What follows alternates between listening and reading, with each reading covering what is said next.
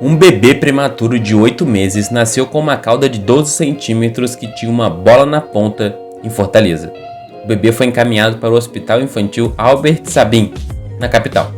Na unidade hospitalar, a criança foi avaliada e os médicos optaram por fazer uma cirurgia para a retirada da cauda.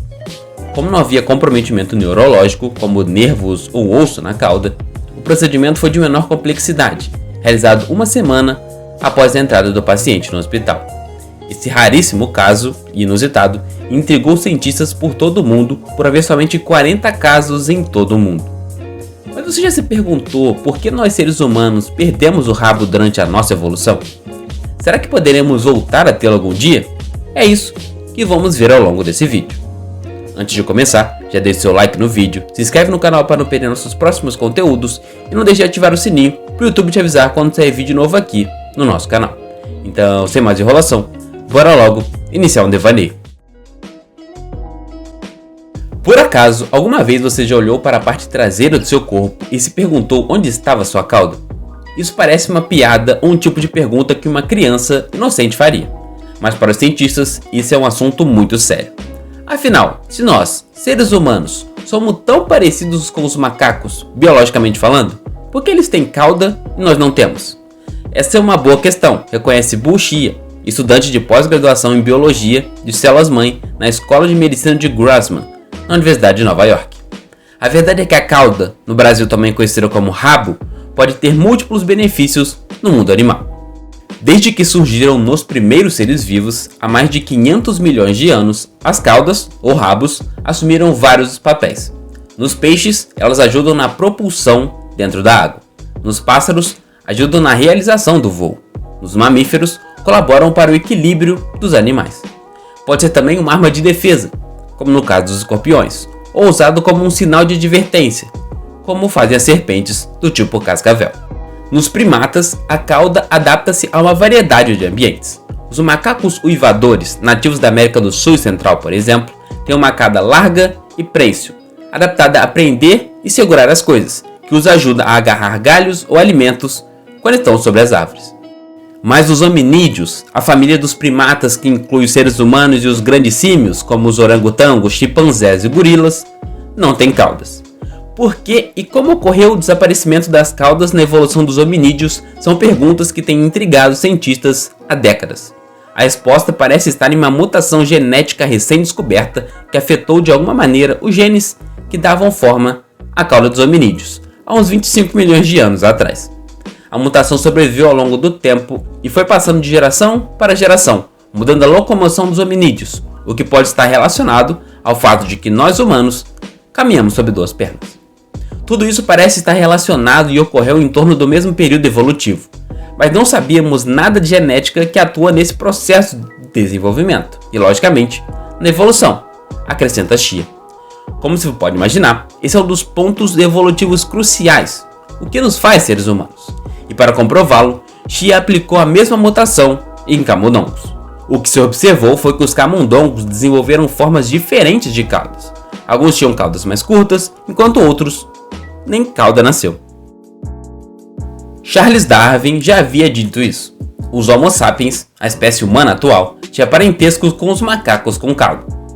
O naturalista britânico publicou A Origem do Homem em 1871, obra em que explicava que sua teoria da evolução era completamente aplicável à espécie humana. Foi uma grande revelação para a época. Afinal, os humanos sempre estabeleceram uma distância entre a sociedade moderna e o mundo animal. Vivemos em casas, nossa pele é diferente e fazemos uso do nosso cérebro para desenvolver dilemas complexos. Darwin já havia balançado as estruturas da ciência na época com a publicação de A Origem das Espécies, em 1859.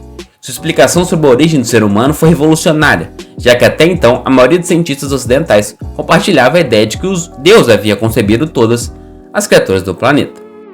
Entretanto, nós humanos compartilhamos mais de 98% do nosso DNA com os chimpanzés, com quem temos ancestrais comuns.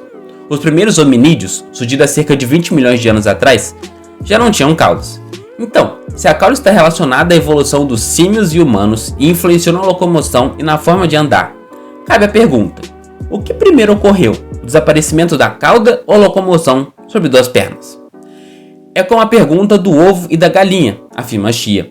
E como pode imaginar, não é uma pergunta fácil de se responder.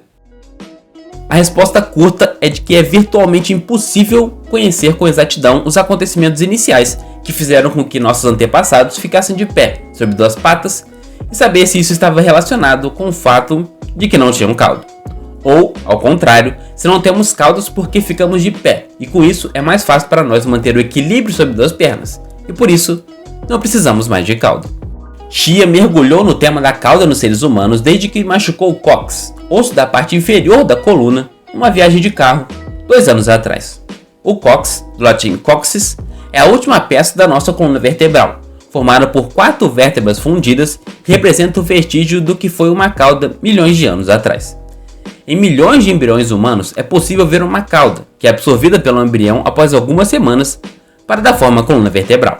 Esse cóccix, que serve de suporte para os glúteos, está localizado no mesmo ponto onde outros animais possuem suas caudas.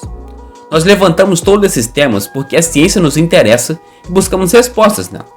E em que ciência temos conseguido, nos últimos 100 anos, grandes avanços é a genética, diz Yatai Yanai, pesquisador e diretor do Instituto de Medicina Computacional da Universidade de Nova York. Os cientistas sabem como o ancestral do ser humano perdeu a cauda há milhões de anos atrás, mas ainda não estão claras as verdadeiras razões pelas quais essa mutação sobreviveu por tanto tempo. Para Chia e Yanai, essa é uma pergunta sem resposta, pelo menos por enquanto. As mutações ocorrem o tempo todo, explica Yanai. Algumas mutações podem ser positivas, outras negativas, dependendo do ambiente. Normalmente, se uma mutação é negativa, ela pode ser prejudicial para o hóspede, fazendo com que ele adoeça ou morra. Por isso, essa mutação não sobrevive ao longo do tempo. Mas se uma mutação traz vantagens evolutivas, ela é mantida presente nos indivíduos mais bem adaptados, fazendo com que seja passada de geração em geração.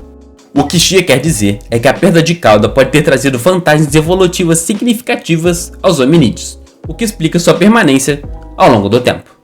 A vantagem pode não ter sido manter o equilíbrio sobre as árvores, mas sim uma melhor locomoção sobre duas pernas ou utilização das mãos para manipulação de objetos.